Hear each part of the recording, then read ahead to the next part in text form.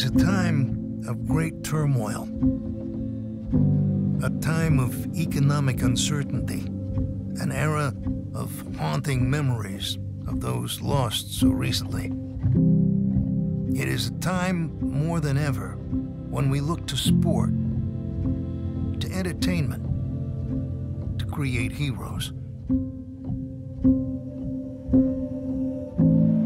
But no, that time isn't today, this month, or even this crazy year. The time is a century ago. Emerging from a war to end all wars, a pandemic not seen to the world in centuries, and the biggest economic collapse in global history, a new world was created. A world of sports, a world of entertainment, all in the name of creating heroes on screen, heroes on the field, even heroes on the horse track. At Indianapolis, this new world would give rise to one of those heroes. But of course, this is dinner with racers. We could focus on the hero that this great race created, but instead, we're focusing on his boss, me, the businessman.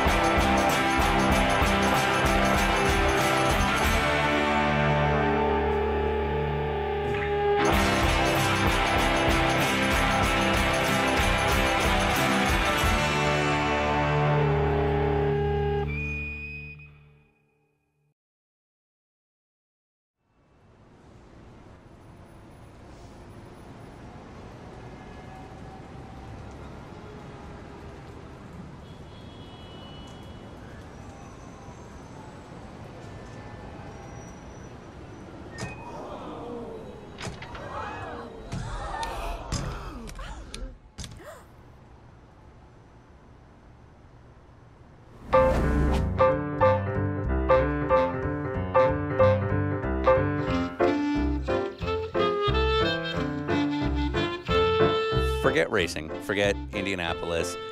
Mike Boyle, the businessman? The businessman? Well, how would you define him? Well, Mike Boyle ran away from home at the age of 11. He started working as a laborer, stringing power lines. And he ended up working his way to Chicago, working his way up through the labor crew. And he got hooked up with a guy named Skinny Madden. And Skinny Madden was the guy that ran all the labor out of Chicago. Yeah, Mikey here and I are definitely the ones that can get this thing made for you. We're also the only ones. You do understand what I mean, right? Could you describe for us like how union racketeering works? Because honestly, like other than what I've seen in movies, I'm not really up to speed on it. Union rackets have to do with leverage and bid rigging. If I control a union, one of the things you can do is basically extort money from the people on the other side of the transaction. Contractors. What if you come to me and you're building a new massive building complex or something? Your goal is to be finished by November. Suddenly I show up because I control that particular union, and I say to you, you want that done by November? Gee, well, we were just about to go on strike. Well, you know, if you give me $10,000 in cash, I don't think there's going to be any strike. So even well before what we would know is like the Volstead Act passing and everyone trying to bootleg liquor here and there, this idea of union rackets was going on for quite a while. Yeah, around Chicago, certainly a guy like Mike Boyle is a big player in the electrical workers union by, I think, 1906.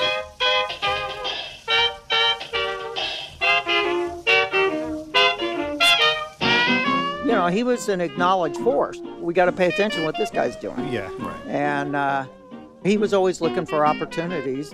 They started the IBEW 134 in Chicago by way of Skinny Madden, and Skinny put Mike Boyle in as the business manager from the very start. And how old was he at the time? Oh, he was young. Yeah. He was probably 19, 20 years Right, old. young kid. He was not very old. Yeah.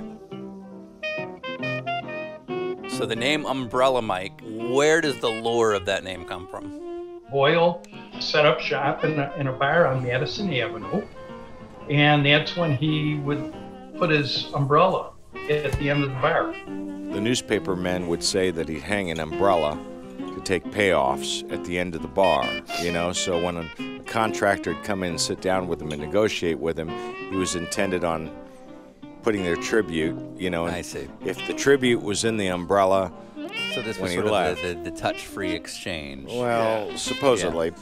So my guys will probably run you about $5 an hour. You're gonna need 20 guys. Oh, and if you go over there and make a donation, you know, about $1,000 a month, it'll help our insurance policy.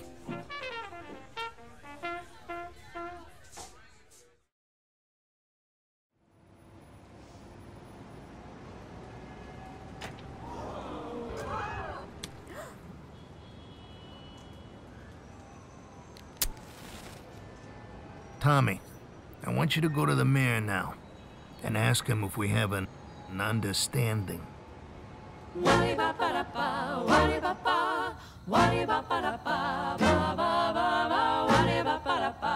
So do you have any favorite Mike Boyle stories?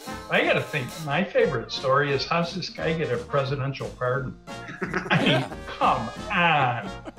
So, in 1923, he was wanted for jury tampering on the Len Small. Totally common. All right. And Len Small was the governor of Illinois. So Len Small was on trial, independent of Mike Boyle. Yes, that's But correct. Mike Boyle helped. They- Mike Boyle was allegedly Allegedly. Jury Tampering. tampering. Yeah. So, anyway, but remember, Mike Boyle is always under attack. He's always under attack Yeah, right. So, for jury tampering. for anything. Yeah. You know, It's the man coming down on him. 3 months, he's on the lam for the Len Small deal. Yeah. And they catch him up in Kenosha, Wisconsin. And he was actually at the Wisconsin State Fair at a display for his new Boyle valve, you know, and he wanted to go up there and see that. Now, That's not very on the lamb. There's not very high. well, he actually had bought a brand new car in Chicago the day before. Okay. That's a good way to get caught. Yeah, so he was running around with his brother Tommy. His brother Tommy was a guy that was always with him. So he and Tommy were in a hotel.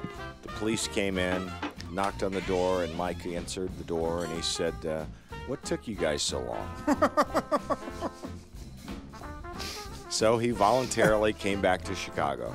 Voluntarily. Yeah, he came back to voluntarily Chicago. went to. Yeah. Yeah, he voluntarily, with the police. Yeah. They didn't arrest me, I arrested myself. What happens next is they give him a year in jail. But President Woodrow Wilson comes in and commutes his sentence, and he's let out of jail. So that's the end of that. That didn't last but, you know, a very small period of time. So I feel like we kind of glossed over it. Yeah, a very major question. Yeah. How does Mike Boyle get a presidential pardon from Woodrow Wilson? That seems a little bit bigger than. well, I guess that, you know, it was that obvious he was innocent. Right? Are you on the take? Are you leaving? You're like, I'm out.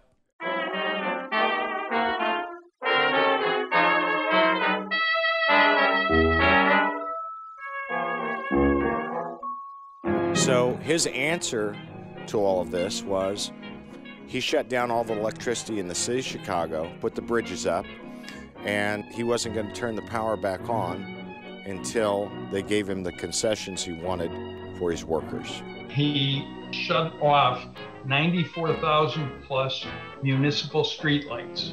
And then he turned off all the traffic lights. And then the Chicago River has divides downtown. And of the 55 bridges along that river, he had 38 of them taken up. So they were trapped in a dark downtown. So.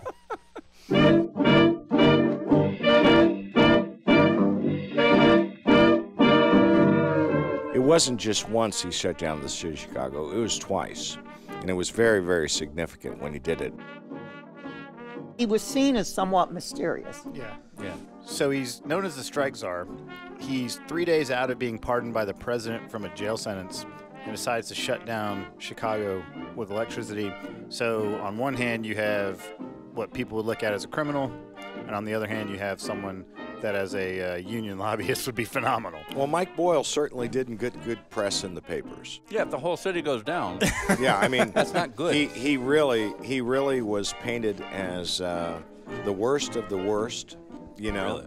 You know, they sensationalized, I think, a lot about Mike Boyle because he was a nemesis to big business, to the big money in Chicago. If you're a real estate developer, the last thing you want to do is these overpriced electrical guys. Well, that's true. Yeah. Or what you think is overpriced. Yeah.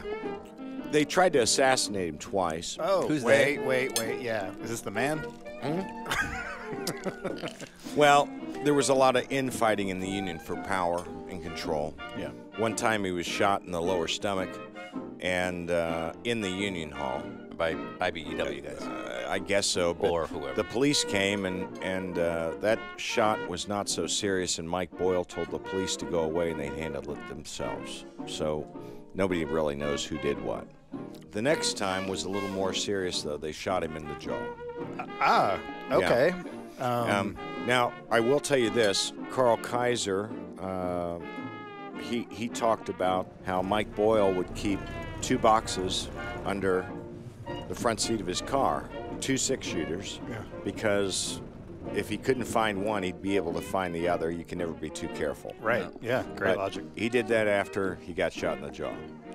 So it's not like it's an unwarranted idea. Right. Yeah. Right. Okay. How many guns do you have under the front seat of your car? In Los Angeles? Yes. Gonna not get myself in trouble. Man's competitive spirit found a new outlet in automobile racing. In this early race, fire rather than a crash or a spill proved the sensation of this meet, where the dizzy speed of 40 miles per hour was made. These races became the sportsman's greatest thrill. 1920s, 1930s, Chicago. Yes. A lot of the notable figures of that time had expensive leisure activities. Yes. Horse racing Sure. or getting involved in theater and film or whatever it was. Not a whole lot of guys in car racing. He got started because, well, first he had the Boyle valve products. Mike became affiliated with a guy named Cliff Woodbury, Woodbury's Garage. Cliff was already involved in racing. Okay. So the next thing you see is one of Cliff Woodbury's car with the words Boyle Valve Special on the hood. A lot of the rackets guys were interested in sports, interested in boxing, interested in horse racing. Capone himself, early in his career around Chicago, seemed to have managed a fighter, a boxer or two, et cetera, et cetera. And then when you get to Boyle's particular thing, he was maybe somewhat of a pioneer. You know, there's the old saying that horse racing is the sport of kings, right? Well, the automobile comes along, which is just horsepower. Well, look at it this way, it's cash, so they can spend it at will. A lot of their money they're not paying tax on. Right. So they can get a little fast and loose.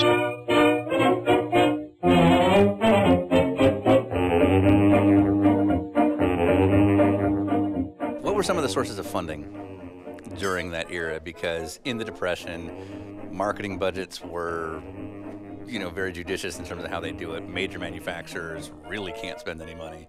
I believe the major funding sources behind racing during the late 20s and early 30s were from sportsmen, people that were independently wealthy and were interested in the sport of racing. You talk about what was going on in the world, the Depression and then Hitler's uprising, and in the racing community, even in Europe, they just wanted to race. You certainly didn't have sponsorship money like you have today. So in this sort of mid-Depression era, the whole scheme was to design it around wealthy individuals who were there to spend money because they could. Yes. Not necessarily because of some ROI. Yes. In the 1930s. Yes. Yeah. In the 1930s.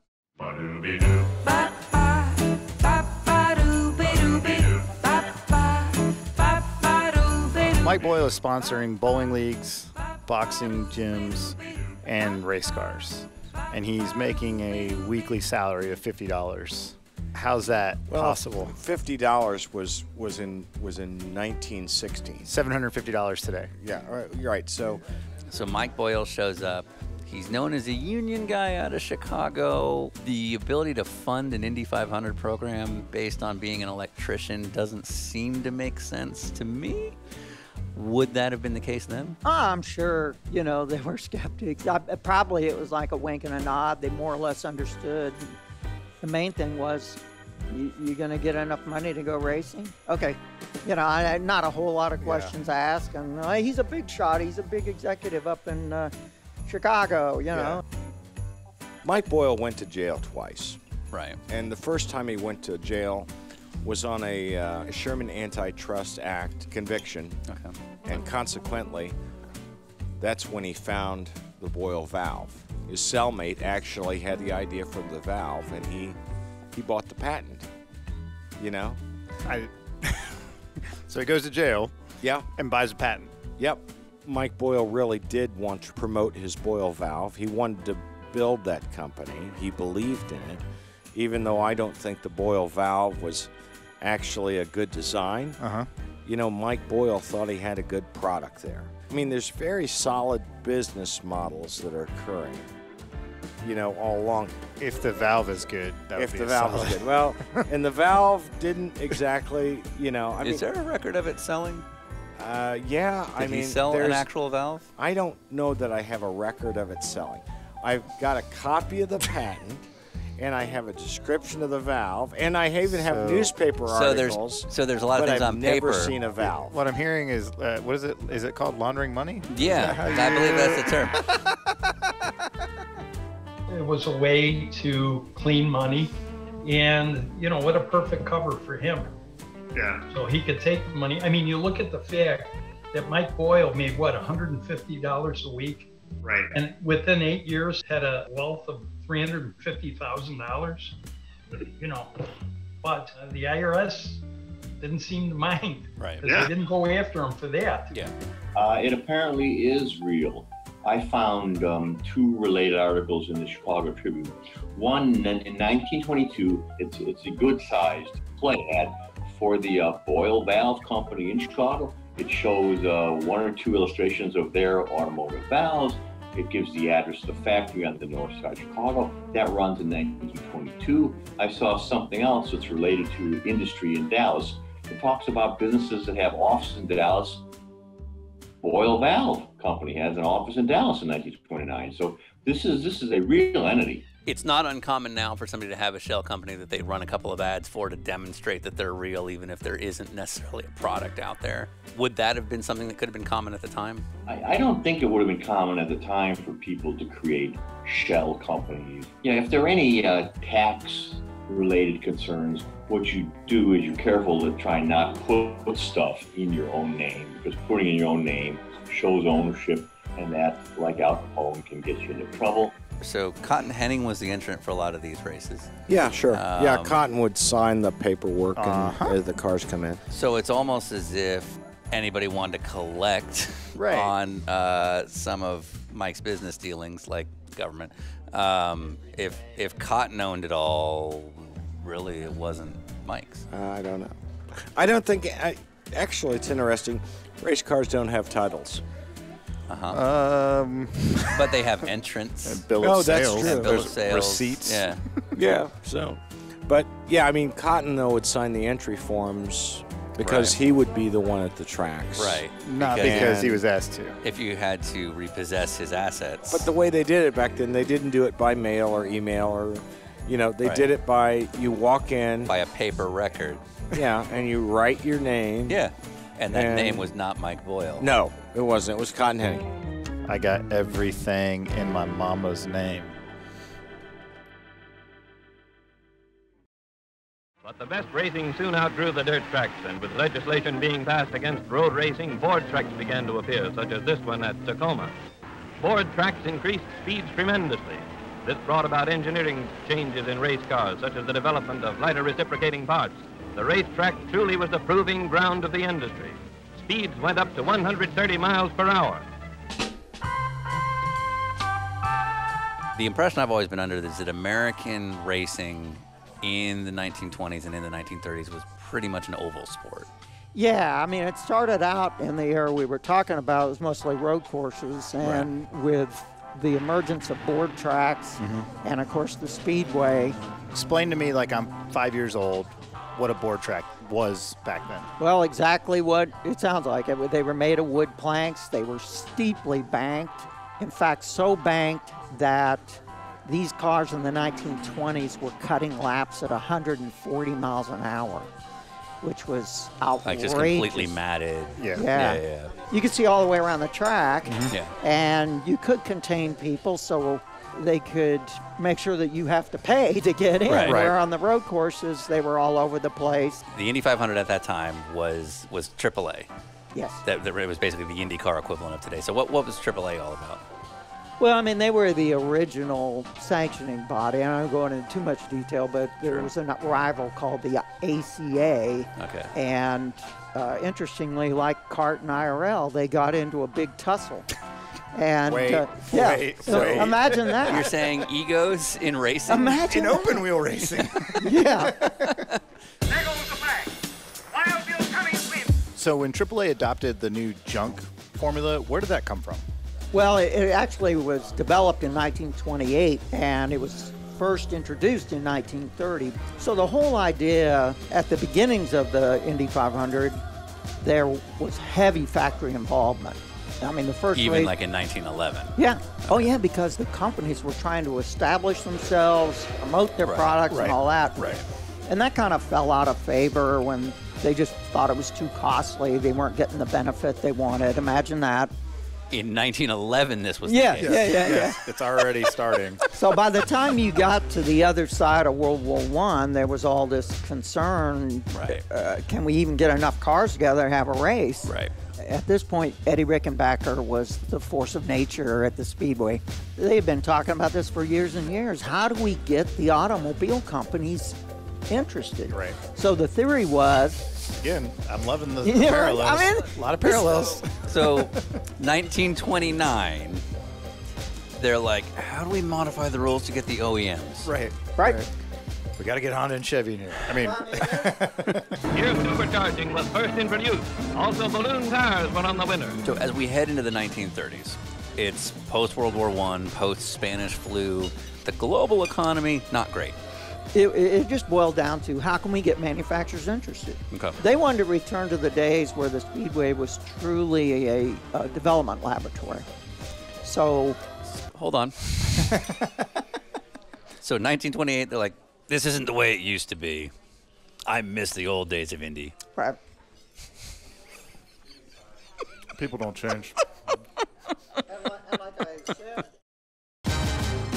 And I wonder how much this was socialized with the movers and shakers in Detroit, because they just didn't respond, really. I mean, Studebaker and Ford. Studebaker did finish third, I think it was 1932.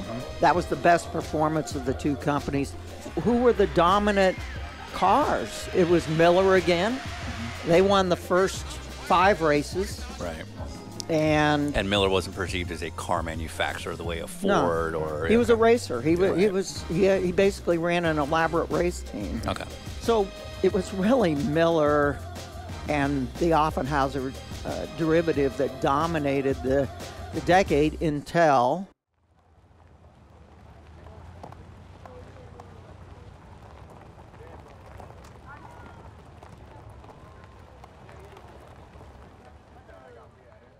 In the early stages of U.S. motoring, the #1 road race was the Vanderbilt Cup.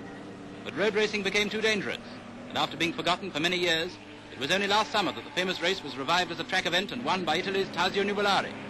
This year, Nuvolari is again competing against 29 other cars that smell like castor oil and sound like machine gun.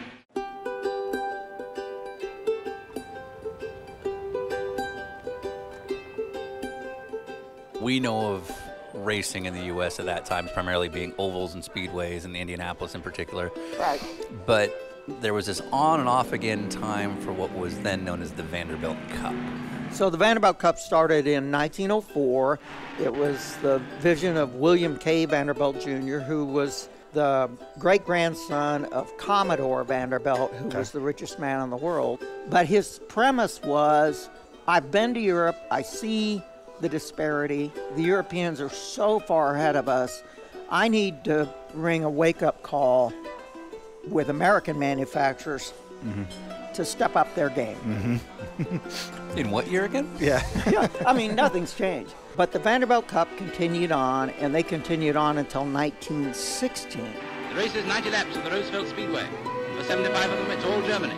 So the Vanderbilt revival comes in 1936, and the focus is to be a complete departure from what American racing was at the time. So this is a road course, but the other thing is they really want to have that European influence and feel. So they invite a lot of European manufacturers out there. Yeah. European road racing in the 1930s was very, very advanced because it had so much government-involved effort. So Germany very famously had state-run auto union and Mercedes cars. Italy was very involved in Alfa Romeo, and because of the Grand Prix circuit in the 1930s being sort of a symbol of national pride, those cars were extremely advanced. So this Vanderbilt Cup, which was supposed to sort of have that feel in like the nice parts of Long Island.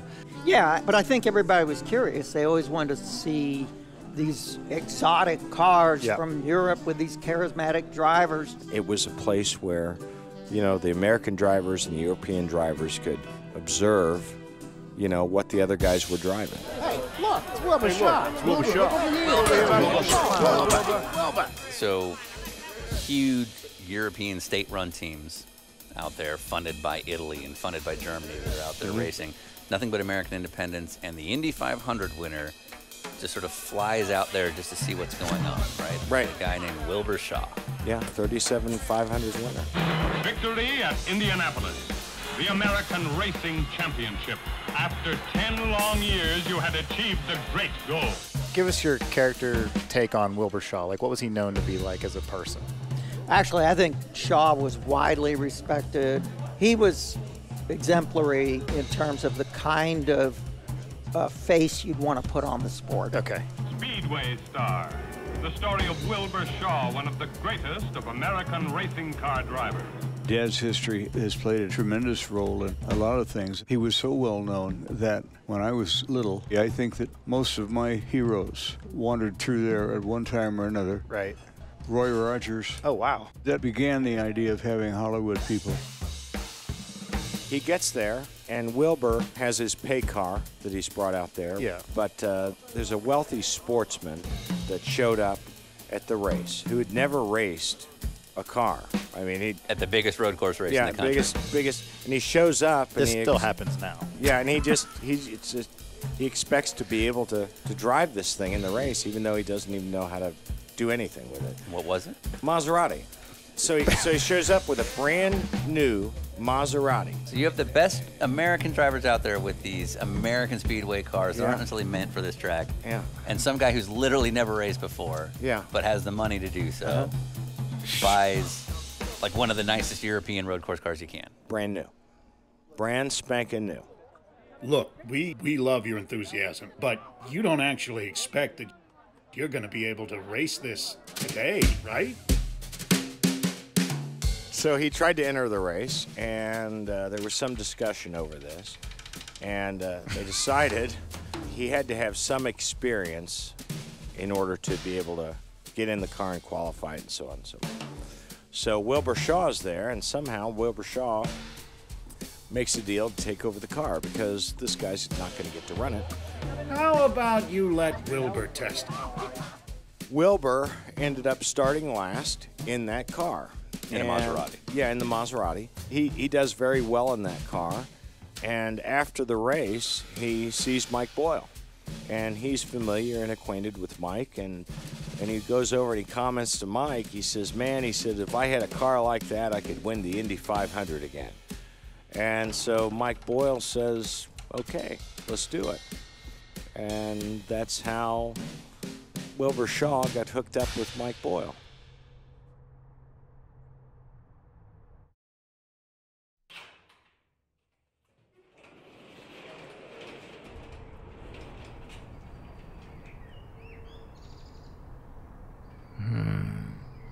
What is this?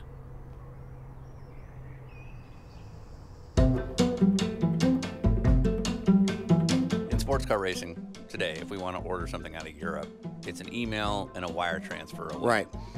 I don't know how the hell you buy a Maserati pre-internet, especially when there was no precedent. I don't know. They got the wrong car the first time. You know, they got the wrong car to start with. They ended up sending over 6CL, which is a petite, which is a smaller Maserati. So they get this thing in 1938. And for the 500. Yeah, for the 500. Yeah. It shows up and they go, what's this? It's too late now. But they need to know that I'm not happy. So they look at it and they try to figure out what are we going to do, because it's not going to be competitive. Maury Rose was the lightest weight, best driver. So they got Maury to run it, And so their solution was just put a really small guy in. Get a little guy. And Maury Rose ran the car. He did pretty well. Cotton, I put you in charge to win. I expect to win. Who was Cotton Henning? What was his background?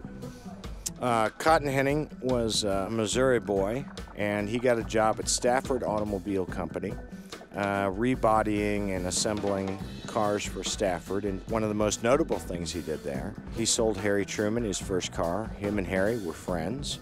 So you got one guy who's close with Truman. Yeah. One guy who's close with Wilson. Well. Yeah, a lot of friends in high places. That's right. Yeah. So it's not like this is just a mechanic and a driver. Yeah. It's more like a family, and then you have Mike Boyle underwriting the whole thing. That's right. So three of those guys together created a really strong partnership and really successful results. But it wasn't just like business. It seems like very passionate and very passionate, friend-based. We'll be crucified if we don't ask how the name Cotton came about. Yeah, his hair.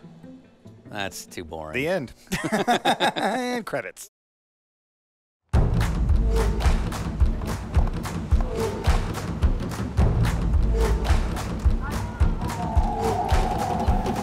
So 1938, Indy 500 happens. Boyle's program isn't what they thought it would be because the Maserati wasn't necessarily as promised. Right. Cotton Henning physically sends himself to a foreign country, a language he doesn't know, to make sure the car that they get back is the car they expect. Correct. I don't know how far Mike Boyle's reputation went beyond a couple people in the garage, but this is Mike Boyle we're talking about, who hangs out with some pretty tough guys in Chicago. Mm-hmm. If you send him the wrong race car, I feel like there has to be consequences. How are they going to get a pound of flesh out of a guy in Italy? Yeah. There are ways. Yeah. There are ways. Did you not see The Godfather? Cotton goes over. He spends about 2 weeks over there with the Italians. They go through the car, and he brings the car back. Wilbur's there. They put the car on the race car hauler. Well, they're going through Pennsylvania. I think they were Pennsylvania at the time. And Cotton gets on top of the truck and pulls back the canvas cover to see water all over the bed of the Boyle hauler. Yeah. And he takes a look at the motor and he finds out that coming over the Atlantic Ocean, the block cracked. And so they went into a panic.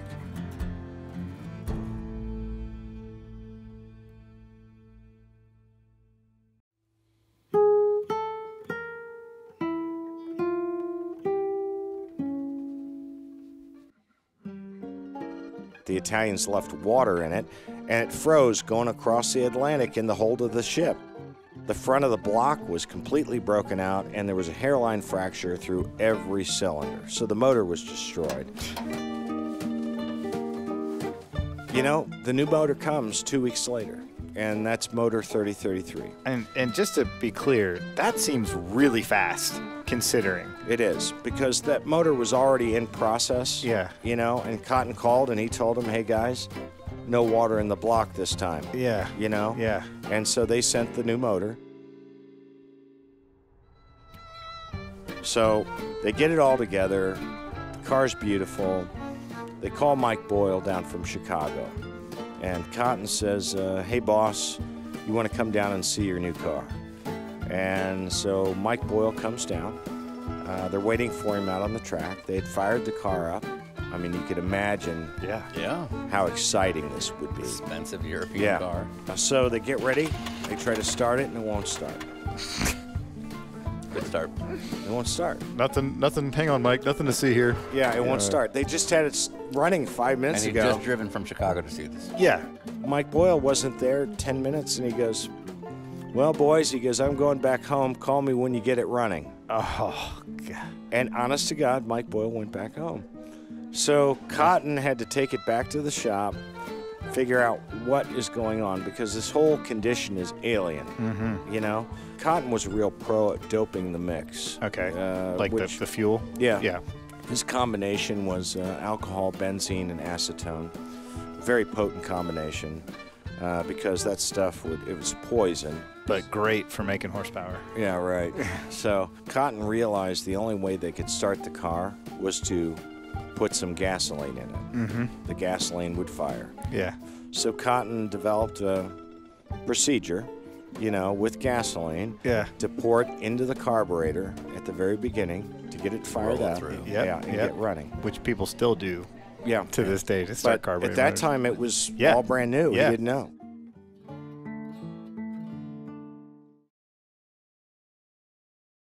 Here is the stage of motordom's greatest spectacle, the Indianapolis Speedway.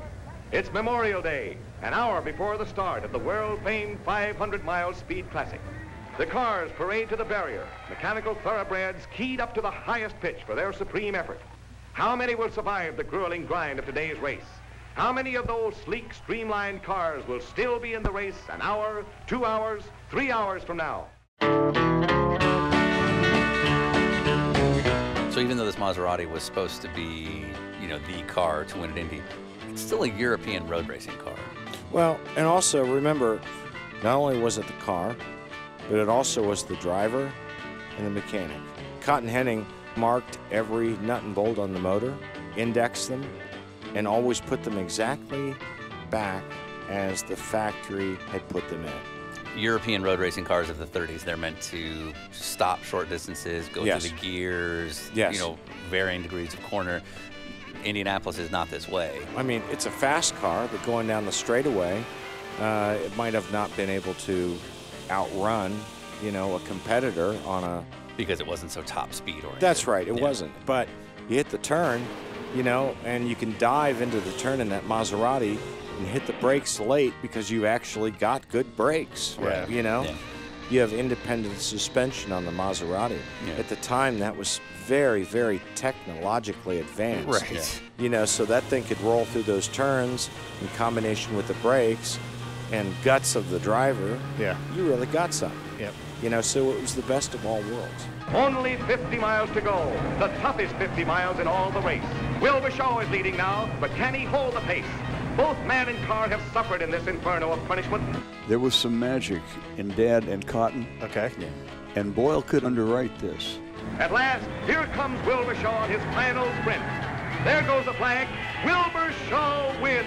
The grandstand roars its salute. A thrilling finish to the greatest race in the history of the Indianapolis. Hail to the new king of the Speedway, Wilbur Shaw, two-time winner in the Test of Champions. After 500 hard-fought miles, Shaw drove his car into the winner's pit. Here comes the winner, and a three-time winner at that, in his Maserati. Wilbur Shaw is the first driver to win the Indianapolis Classic 2 years in succession. Hot work, huh? Indianapolis, 1941. Wilbur Shaw was gunning for his 4th Speedway triumph. Shaw took the lead. 150,000 spectators watched tensely as he held it hour after hour. Victory was in sight when fate turned thumbs down. A wheel broke.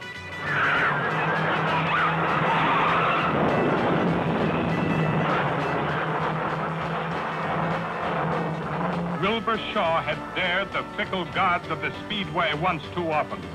He had run out his string of luck. 3 vertebrae crushed. The doctors did a good patch-up job, but Shaw would never race again.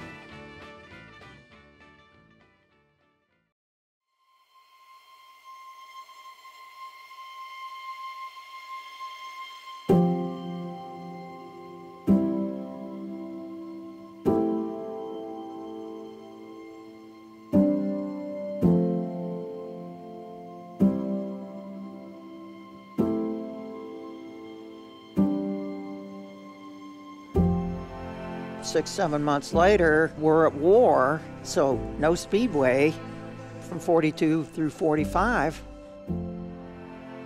Wilbur Shaw, by that time, he was seen as one of the masters. You've won 3 times. Everybody knew that he was one of the most gifted drivers, and so he had a lot of fans.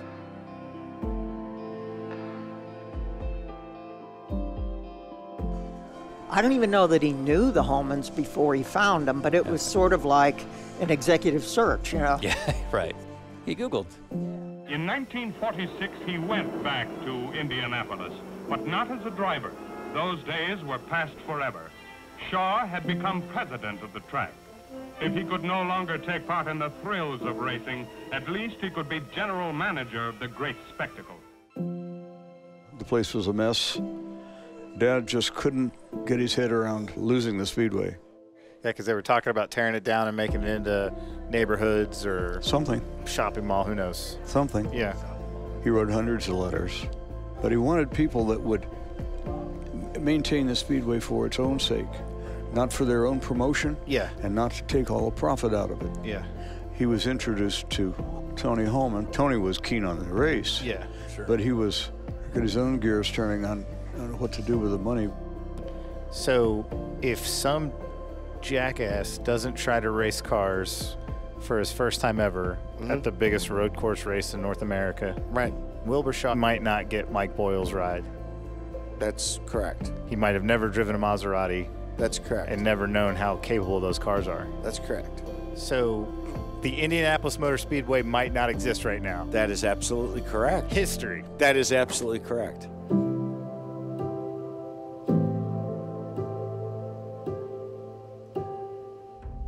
So you got the hauler here. Yes. 1934 Diamond T, and of course, Maserati 3032. Most successful car to ever run the Indianapolis 500. This thing is awesome. I can't get over how nice this looks. 8CTF, 183 cubic inches, dual superchargers. It's really fantastic. When I first saw this thing, I couldn't get over how just immaculate it is, but also it's beautiful. Yeah, it's a beautiful car. It's a very high-end color of the day. It's 1938 Packard Maroon, okay, which they used to call anecdotally Boyle Racing Red. It's an early metallic, so it's very flashy, which that's the way Boyle wanted it. For the last handful of years, the exact same type of car has won the Indy 500, but it's not been the same chassis or even the same team. Yet this Maserati, not only was it a back-to-back winner, but it went on to be competitive for 11 years. Yes, in fact, the most successful car to ever run at Indy. And it ran all the way up till, 1949. And in 1949's race, it ran up front.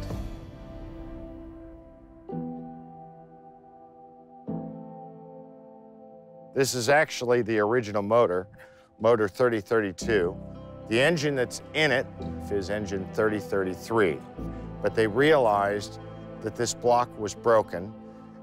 Every cylinder on the block is fractured, and the front of the block is actually broken out, and cylinder number 1 has a big hole in it.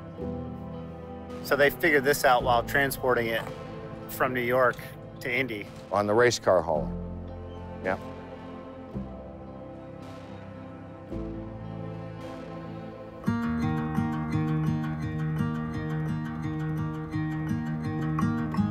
This would have been the Boyle Race Shop? Yes. And add a fourth wall and a roof, and this was one of the hottest race shops in town, is that correct? You know, racing was kind of a much more of a grassroots deal back then. People just did stuff at home in their garage. Boyle had this shop, and he had many, many cars in here, and a full-time mechanics, and it was like the Penske operation of the day. So the reason we found you is that you're one of the key partners in a whole new Mike Boyle Heritage project. That's right, the Boyle Racing Headquarters Foundation. The purpose and interest of Boyle Racing Headquarters Foundation is to save the heritage, to save the building, to enhance the neighborhood for the civic good. So it's literally the old race shop which right now is 3 walls, but you're going to build it up, make it look like the old one. When we got it, it was going to be knocked down in less than a month. Yeah. And what's the ultimate goal? So we have a brewery that's going to be moving into the building, along with a historic race shop that will be there, and also we'll have an event center. Yeah. So the majority of it will be event center. So it'll be very nice. We're trying to do everything we can for the civic good of that neighborhood to help preserve the Boyle history.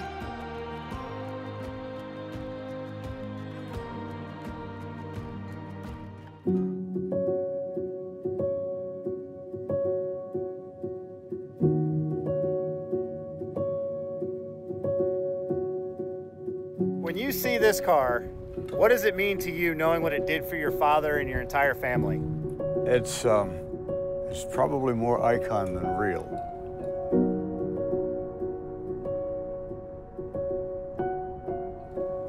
I really wouldn't know how to define it. There isn't another Maserati they brought to Indianapolis that did what this one did. Right. There's no other car. The car was unmodified 11 years after and still running up front in 1949. So your dad, Wilbur Shaw, won the Indy 500 with this car twice. Twice. And would later go on to be the president of the Indianapolis Motor Speedway. That's right. And you said that he felt like this place was the reason he was who he was. That's right. This thing to me is magic.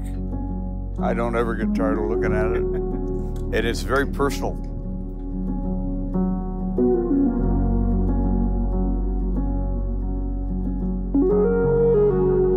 Being honest, one of the things that's very appealing about Mike Boyle is the fact that he does have this entire other life in Chicago, and Ryan and I really enjoy characters that aren't traditional. Yeah.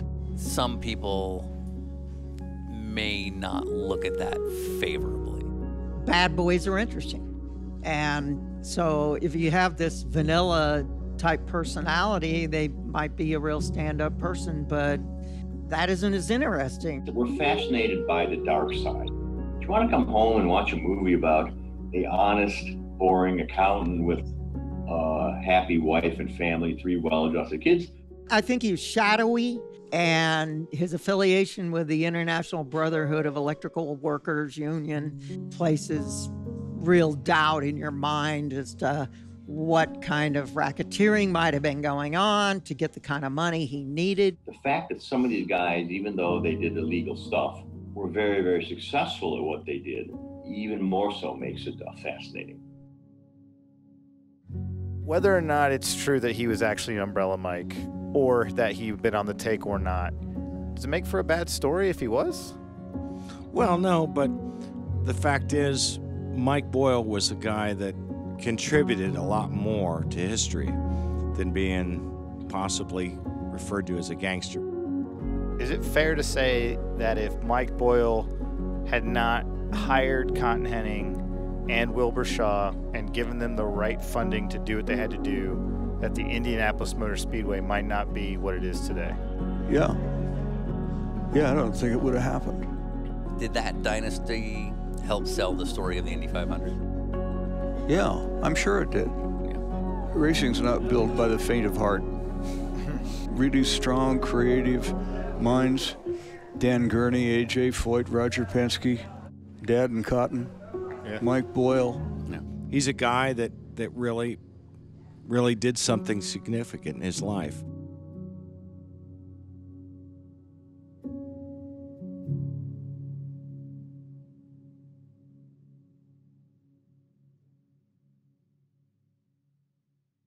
I'll change my ways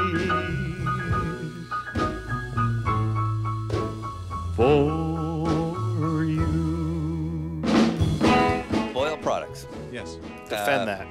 So you're saying Boyle Products actually sold products? Over at the museum, I mean, there's a Boyle valve carburetor on the Miller 91. So who made it? Well, it says Boyle valve. How many of those exist? That one. Ah, okay, cool. But they made enough off of that. Yeah, $2.5 million to per fund carburetor. millions of dollars of race cars, right? I mean, it's a very specialized part.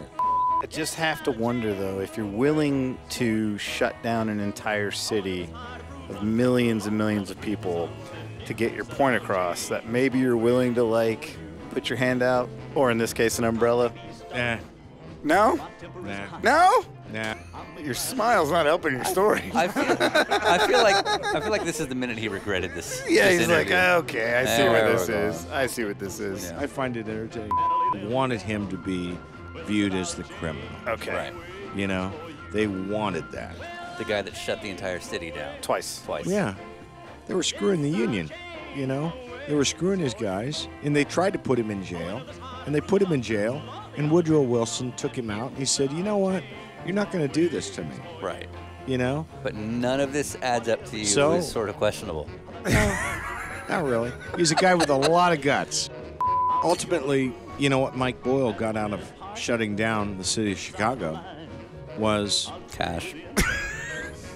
Yeah, for his workers. A Maserati. You know? Yeah. If he would have been a user, a taker, if he would have been everything they said he was, there's no way he could have gotten away with it as long as he did. That he Those could have guys, stayed in charge of the union. yeah, there's no way that could have happened. Those guys loved him. Minus the two guys that shot. Tried to they did Well, shoot yeah, him. the guys that shot him. And then the person that robbed his wife a month after he died. Yeah, well, that was in Miami, though. Oh, I guess, okay. That was in Miami. It was in Chicago. The impact Mike Boyle had was of significant good. Significant good. You seem like a reader. Kind of. Kind of. I mean, you've read several books. Yeah. Have you ever read Deflection in a dictionary?